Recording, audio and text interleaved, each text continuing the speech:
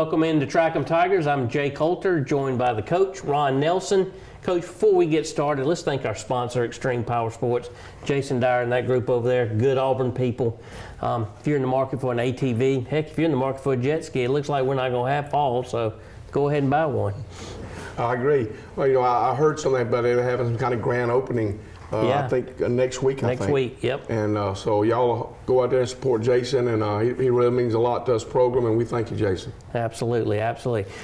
Auburn takes on Mississippi State this weekend, beginning at 7 p.m. It'll be televised on ESPN and played at Jordan-Hare Stadium. But, Coach, I think everybody's still smiling about that win Saturday out in Texas. Well, I think as an Auburn fan, you really didn't know what to expect. We played a good Oregon team. We played a Tulane team that's better than what people thought they were. Yes. But going on the road for the first time into a real hostile environment, you just didn't know how we was going to play. And I thought we came out, and I thought we played probably the best half of football probably since the Alabama game 2 years ago. Absolutely. And we came out complete. Offensively, I thought that, we didn't score a lot of points, but we put ourselves in position. But defense was lights out, and the front four. When's the last time you've seen a defensive performance like what Derek Brown put on? It would probably go back to probably Nick Farley. Yeah. And the days of him, and that was a devastating group. I mean, our front four, and what I'm so proud of is our linebackers. Our linebackers, all four of them, and they're all young. They're playing downhill and playing with a purpose. The secondary. People want to complain about the secondary in the fourth quarter. Hey guys, we had a pretty good lead, and you get in that situation, let them throw the ball underneath. Don't give up the home run ball. Yep. We got out of coverage one time, and that's when they made it. They scored a touchdown to make it 28-20. But besides that, I thought we played about as well as we could play. Yeah. Hard to believe Auburn's now won 3 straight over Texas A&M, and they're 4-0 at Kyle Field, starting to set a little bit of a trend. You've been talking about this for several weeks, and you were absolutely right. We saw more of the Auburn offense this past Saturday than we've seen so far. I really thought that the whole coaching staff, it's just not Coach Malzahn. They work as a group, and as part, all of them put their input in. But I thought it was as well a played game, call game, that we've seen in a long, long time. And we wasn't stubborn and trying to just attack with the inside zone. We run around a lot of counters, a lot of counter trays. We run reverses. If you notice in the fourth quarter, they was kind of squeezing in. We still wanted to try to run the football. You've seen what I used to call the old glorified quick pitch, but it was the tall sweep. What an excellent game call on the third down when we had to have it to run the clock out.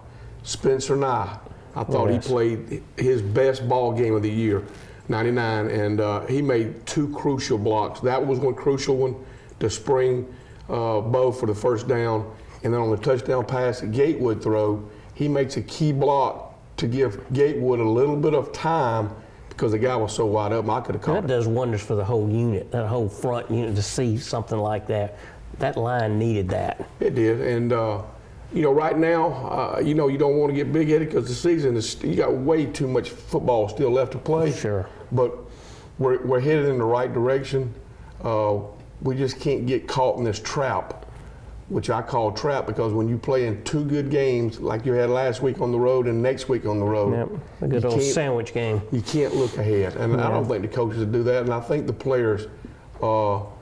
I think by the way Mississippi State beat us last year, I don't think that the players will have a letdown. Yeah. So, like I said, this Texas A&M win was a needed victory for us. Yeah, I was listening to Rick Neuheisel this week. He's on SiriusXM. He does a sports show in the morning.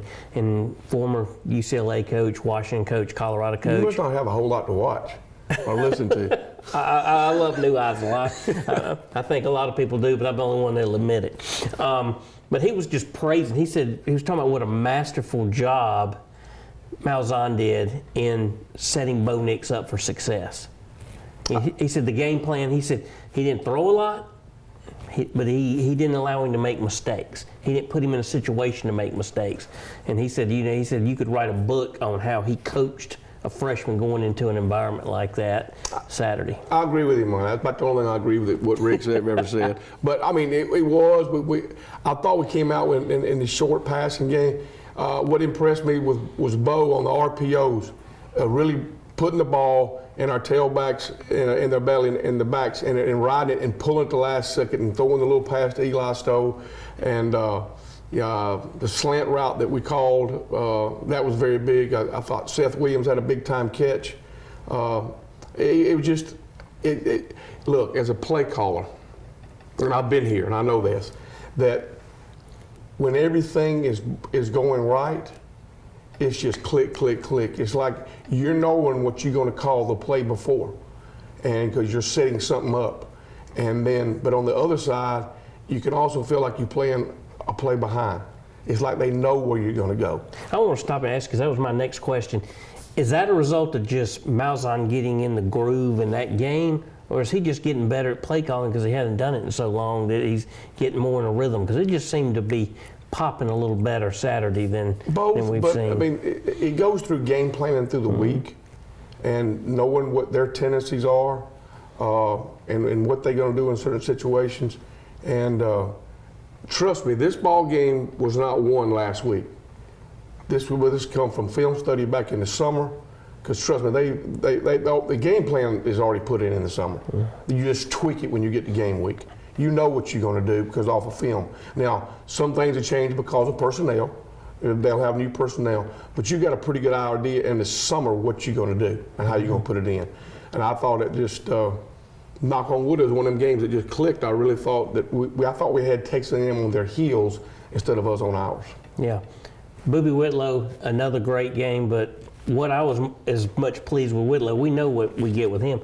We played some more running backs and gave some meaningful carries to some other guys. Sean Shivers got some meaningful carries. I mean, that was good to see. It was good because, I mean, Sean is a quick hitter now. He's got speed too. Yeah. He ain't quite as fast as Swartz, but he ain't far behind. And to give a little pace like that, and then I thought by giving the other backs a little bit of first half, then I thought you saw a rested Boobie in the second half. Yeah. And I thought in the fourth quarter that we leaned on them.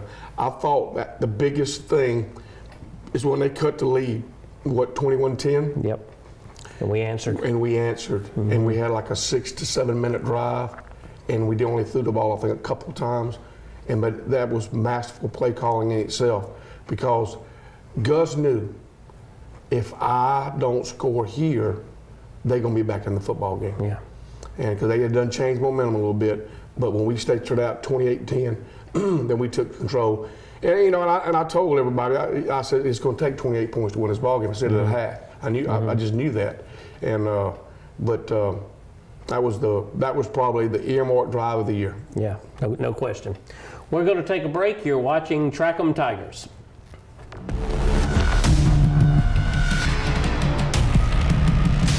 Razor XP has earned its place as the world's best-selling performance side-by-side. Now, the off-road's most successful Predator looks even hungrier. For 2019, Razor XPs are cut more aggressively. The chiseled muscular style, premium digital instruments, and wicked LED accents all hint at the heart of the animal within. Choose a Ride Command edition with off-road worthy touchscreen that puts total control at your fingertips. Or grab a Dynamics edition and discover the terrain-dominating power of smart suspension. Extreme performance has never looked so good. Build your XP at PolarisRazor.com. Welcome back into Track 'em Tigers. Talk about those receivers. Anthony Schwartz getting all the attention this week because of that run. Well deserved, but man, it was nice to get multiple guys out there catching the football. It was nice to see, and I just want us to continue to get healthy.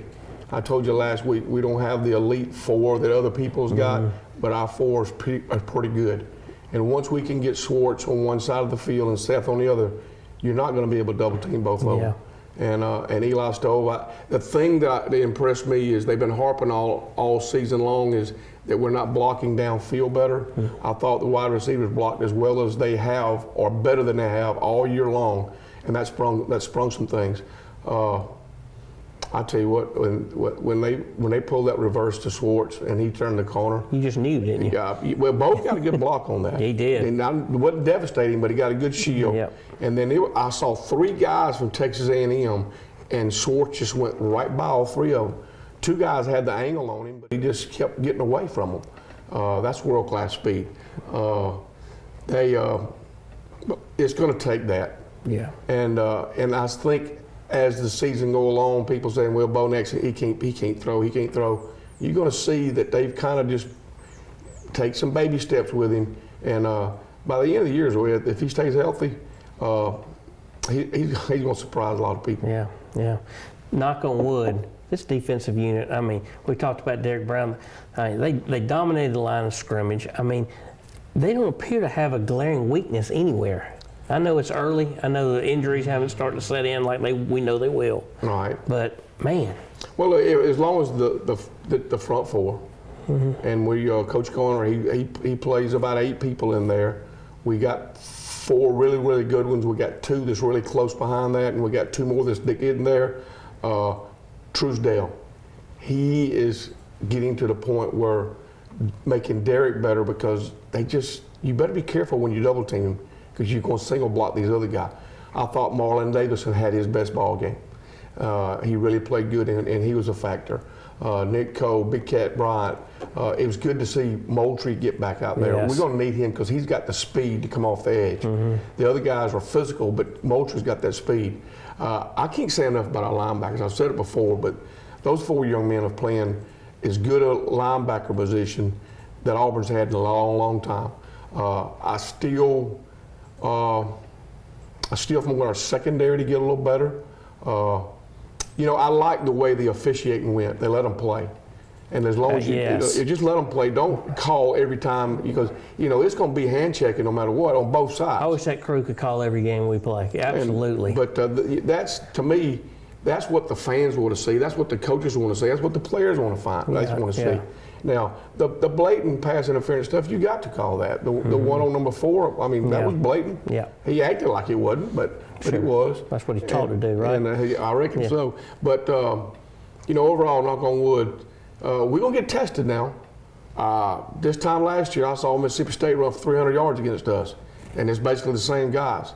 So we're going to have to do a good job playing from week to week. Yeah. And like you said, stay healthy.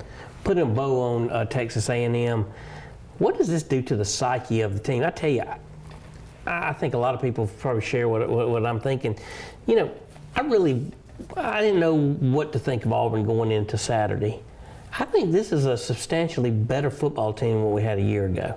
Oh, it's no doubt. I mean, it just feels different. The potential is there now. It's still early in the season. Right, big, our tough season's- schedule. It's way in front of us. The biggest thing is that they're playing with confidence, and I think the offense is getting more and more confidence in Bo. Defensively, they got the confidence. They got that little mojo about themselves. They believe in themselves. They just can't get too full of themselves. And a thing that we hadn't talked about, special teams was better. Yes. Special teams on every article you wrote or that you read last week, Texas A&M was going to dominate the special team units. They didn't, and I thought that was crucial. They missed 2 field goals. Supposed to have the best punter in the country, one of the best. And then we had 2 really good punt returns that flipped the field. Both times they could have had us pinned deep, which that's unhidden yardage because that's 30 yards that your offense don't have to gain. Yeah. So, it was just overall all 3 facets of the game. I don't think we could have played any better. Yeah. Let's turn to Mississippi State now. Mississippi State's a rivalry that flies under the radar. It's a nasty rivalry. Doing a little research, reading online, and realized Coach Jordan back in 1974, he was the one that got the cowbells outlawed in the SEC until just the last few years. There was Jackie Sherrill back many years ago with Terry Daniel, the punter, remember, said he was putting helium in the footballs. They later went and did tests, and they said it wouldn't matter if they filled it to the top with helium, it wouldn't make a difference.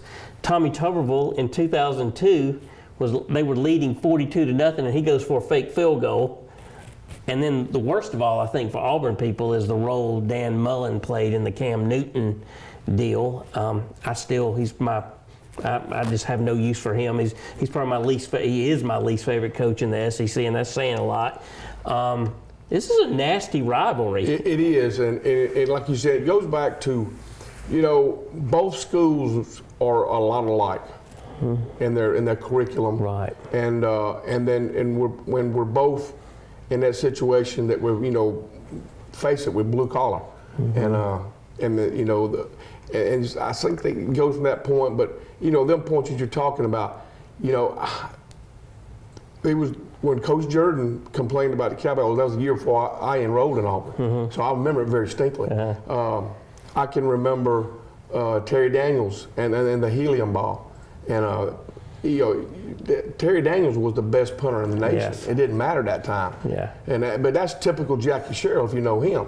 He's going to blame it on everything but himself. And usually it's himself. Yeah. Yeah. I get tickled at Coach Tuberville. I talked to him 2 weeks after he did the fake field goal. And he said, well, I knew it wasn't going to work. I just didn't want to kick a field goal. They were just going to rub salt in the wound if we got 3 more points. He said, I knew the fake field goal wasn't going to work. But I can see that glee in his eye. He really thought it was going to work. My favorite part of it is I still remember in the post game they came up and they asked him why. They said, why did you run a fake field goal up 42-0? Straight faced, he looked at the reporter and said, well, what else was I supposed to do? And never smiled. It was great. It was great. So But it is a big rival. I mean, this ball game is every week's going to be crucial for Auburn because of our schedule. yes. We got to figure out a way to win at home, and then you worry about the next week. I like how this season spreads out to where we have 2 bye weeks. Yeah. So we play this stretch, and we're going to be playing 6 ball games. Then we're going to play 3. Then we're going to get another break, and then you're going to play 3 more. So if you do have some nicks and bruises, you can kind of get them healed up. But right now, it's like Coach Malzahn. We can't worry about those last games or the Florida from you got to worry about this week. We're not good enough to overlook anybody. And Mississippi State, they got the leading SEC running back. Yes. They got a quarterback, and Tommy Stevens is a pretty good quarterback. He's hurt. The freshmen came in and did an excellent job. Probably scares me more because he can run a lot better. They've got, I don't think their defensive front is quite as strong as it was last year, but it's still good. And they got a very, very good win last week. Yes, they did. And when they came back, and because I really didn't think they could win. Yeah. And the way they beat, when won the game, it's just one of those situations that they're going to come in here fired up. Beat Kentucky. Well, I mean, they did a great job. 28-13. They pretty much controlled the whole game. So Jay, was that in Kentucky or was that? It was in Starkville. Starkville. Yes. Okay. Yes. Makes me feel a little bit better. But that Coach Moorhead, I mean, he does a good job, and he's a game planner. He's an offensive coordinator in his own right. Very successful at Penn State. And he came in with some great schemes last year. I'll never forget last year. They hurt us so much when they jet sweep and then turned them and reversed and came back the field. And we were slanting, or not slanting, but we were slanting and rotating the secondary with a jet motion going one way, and they came back the other way. And for some reason, we never adjusted to it. Yeah. And when they gave the ball, or Nick Fitzgerald just hammered it for 4 or 5 every time. But Auburn will be ready for that. certainly a low point last year. Yes, it was. We're going to take a break, and when we come back, we're going to dig deeper into this game and get you ready for Saturday. She's ready. Extreme Power Sports' very own Polaris RZR Skylifter XP1000, Trinity Exhaust, Power Commander, 6-inch portals, RZR 3 to 5-inch lift, MSA 20-inch wheels wrapped with 35-inch BKTs, deluxe audio roof, LED light bar, Mud Park ready. We are ready to finance you on this Skylifter right now. Come check out all our off-road machines today at Extreme Power Sports. And welcome back in. let's pick back up on this Mississippi State narrative. Coach Malzahn all week, he has been out front about it. He said they embarrassed us last year. They just plain whipped us. They're 3-1. They're 1-0 in the conference. They had a really inexplicable loss to Kansas State at home. Rebounded nicely last week against Kentucky. Got a freshman quarterback. He was freshman player of the week. Had a great game. Had about 200 yards passing, roughly 200 yards on the ground. It was a balanced attack for him. This is Auburn's not, like you said. This is something Auburn's got to pay attention. They do. I mean, like I said, Mississippi State. Everybody thought he was going to knock me a little down with Fitzgerald graduating in the defensive front, but they replaced the parts that they needed. It's just going to be one of those slobber knockers. It's going to be one in the trenches, and it's going to be which freshman quarterback don't turn the football over. Yeah. And crowd's going to be a factor. Needs to be a factor. Needs to be a factor. Is it all orange out this week? I'm not sure. I think I heard that or read that somewhere. So I've chosen not to participate in those because I really think that's just a way for them to sell shirts. So I don't participate. I wear whatever's the opposite. I understand. All orange, I'll be the guy in blue. All right, as long as you're in orange and blue, that's fine. But we need to be. Auburn's going to be. The fans going to be there. It's a night game, national TV, ESPN. Going to be a great atmosphere. It's just a situation is right now. I feel like Auburn is playing with a chip on their shoulder, and that's what they got to continue to do every week. Yeah. And if they'll do that every week and have that chip on the shoulder and don't get big-headed, then who knows? Let's just play the games and see where they fall. You were talking about their running back, that Kylan Hill. I think he's rushed 550 yards. He's averaging 6.1 yards a carry. He also leads the country in yards after first contact. He's hard to bring down. He is. He's gained a little bit of weight. He's a little bit bigger and stronger than he was last year, and it was tough for us to bring him down last year. It's going to be a good test. I'm looking forward to our front seven playing that though. Yeah. And because I think that's the strength of our defense is our front seven. And then, of course, outside, we just can't let them beat them on one-on-one matchups. Yeah. You were talking about Moorhead. Interesting stat. They have rushed for more than 200 yards in 12 of his 17 games as coach, and all 4 this year. In fact, they and Ohio State are the only 2 that have rushed for more than 200 yards in every game this year. I didn't realize that. That's pretty remarkable. So it's going to be a test. I mean, I don't think you don't just show up and put on a uniform and win. Certainly. Well, I heard Coach Malzahn say that after Sunday, there was no more talk about Texas A&M, and then he said he ain't even thought about Florida. I think they're focused on. I think the embarrassment that we took last year will make them focus, and like I said, it's going to be a good ball game Saturday, and then just hopefully Auburn can come out on top. All right, so let's break it down. You're offensive coordinator. How do you attack this Mississippi State defense, and what do you do to get better? I think basically what we did last week. Now, you ain't going to do the same plays, but that's the beauty of what he does. You get the same results out of different formations. Is that, trust me, we got way more formations and emotions than we do plays. And but we're going to have to continue to run the zone, and Bo's got to read it good enough to pick the yardage up when it's not there. We got to keep running our counters and our buck sweeps. We got to continue to do that. And then the RPOs off of that.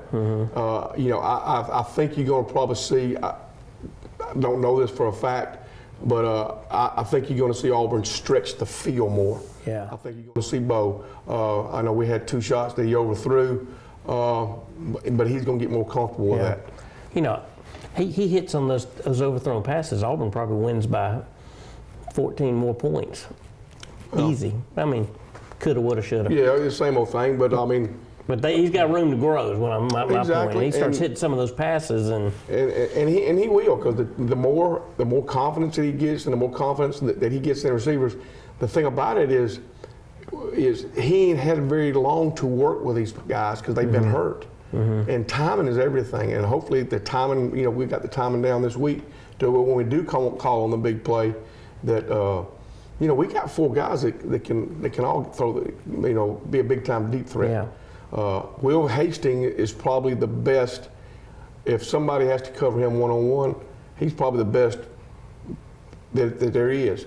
Now, as far as speed and just out running, and you know, I thought a good pass the other night that Seth went was stretched and ran the go route and then brought it back down on the comeback and both threw a dime out there and picked up a first down. So it's going to take all facets. This is going to be a very hard-fought ball game, and one that I think Auburn fans will truly enjoy watching. Yeah, and defensively, we know about the running back. We know about the quarterback. They're both going to run the football. So it's going to be a little bit of a different test. We haven't really faced that as much. I mean, Kellen Mond didn't get out of the pocket as much as I thought he would Saturday. I didn't think. No. Yeah, well, we had to play more eye discipline. Yeah. And because of the zone reads and the RPOs, but in the same fashion, they're gonna have to do the same thing too. Yeah. Should be a good one. So, what do you think going in? Think it's a comfortable Auburn win? You think closer than? No, I think it's going to be really close now, and hopefully our depth Do you really? and our strength, and I hopefully that we start wearing on people like we've done, and take over. Maybe at the end of the third quarter, fourth quarter, we take over. That's our best scenario. Yeah. Another week really scheduled in the SEC. I was looking at it before the show today. Ole Miss is traveling to Alabama. Is Alabama going to play a football game this year? When does their preseason end? I asked somebody that yesterday, and When are they going to play somebody? I don't think they'll even get tested until they play LSU. Yeah. You got A&M at Arkansas out in Arlington. Wake me up when that one's over.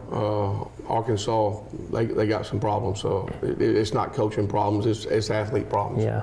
Kentucky at South Carolina must jump. He's running out of wins, running out of places to win.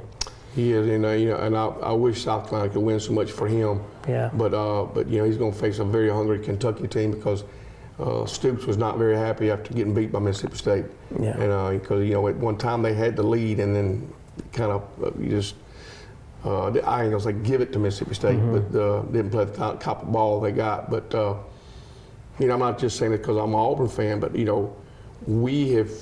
think we got the strongest, we've got the best wins of anybody in the nation, of wins coming against quality opponents. Teams. Yeah. And beating Oregon and beating Texas A&M, and both not being at home. Nobody's had to do that yet, but it's going to get cranked up for everybody. Yeah, and of course, Florida's welcoming Towson, whoever that is. Just count that as open week. That's just the way it happens. Yeah. That's open week for them, and a chance to get their quarterback. I mean, because when the Franks went out, the other kid came in. He didn't play great last week. He didn't play bad. Yeah. Gives him another week to get the timing down and get ready for Auburn. Yeah. When I saw that, I was just really hoping they'd at least play somebody in the SEC. Not that the SEC East is much better than Towson. I don't know. We'll see. Well, right now they're not playing very good. No, they're not. They're not. Coach, thank you. Thank you. Auburn again faces Mississippi State this Saturday at 7 p.m. on ESPN. Thank you for joining us, and we'll see you next week. War Eagle. War Eagle.